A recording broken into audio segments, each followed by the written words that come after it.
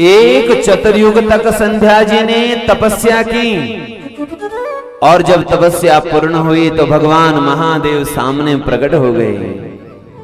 भगवान महादेव ने दिव्य ज्ञानम दिव्य चक्षुर दिव्याम वाचम अवापसा। भगवान महादेव ने संध्या को दिव्य वाणी दी, दिव्य चक्षु दिए, दिव्य कान दिए, जिस दिव्य चक्षु से देवादिदेव महादेव का दर्शन हो सके, जिस दिव्य वाणी से देवादिदेव महादेव का गुणगान हो सके, जिस दिव्य ज्ञान से भगवान का बोध हो सके, वह ज्ञान मिला।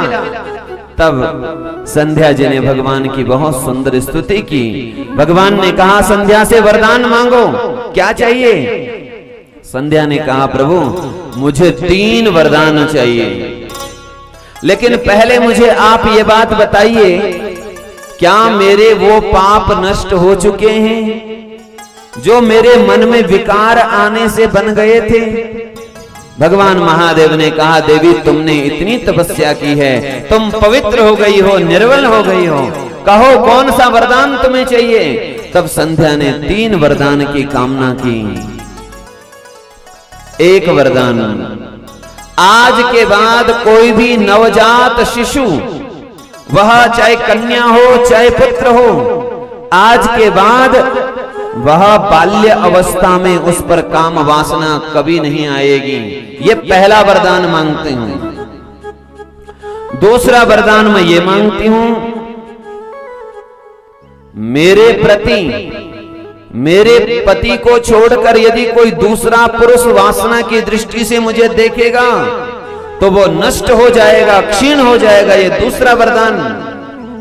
और तीसरा वरदान ये मांगती हूं मैं कि मेरी यह ख्याति, मेरी यह तपस्या, मेरा यह पतिव्रत जो धर्म है, उसकी कीर्ति तीनों लोक में फैल जाए। भगवान शिव ने तथास्तु कह दिया। आज के बाद बाल्य अवस्था में, 4 अवस्था में जो बाल्य अवस्था है, उस बाल्य अवस्था में शिशुओं में कभी भी वासना नहीं होगी। वरदान दे दिया।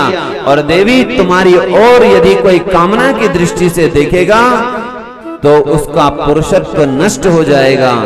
और तीसरा वरदान दे दिया, त्वमेव संध्या सावित्री त्वं देवी जननी परा। तुम संध्या हो, तुम ही सावित्री बनोगे, तुम ही अरुंधति बनोगे, तुम माता बनोगी, जगत की माता बनोगी। और सावित्री का व्रत लोग करेंगे, तुम्हारी कीर्ति चारों ओर फैलेगी, क्योंकि तुम इस संसार में पतिव्रता स्त्रियों में सबसे श्रेष्ठ होंगी। ऐसा मैं वरदान देता हूं।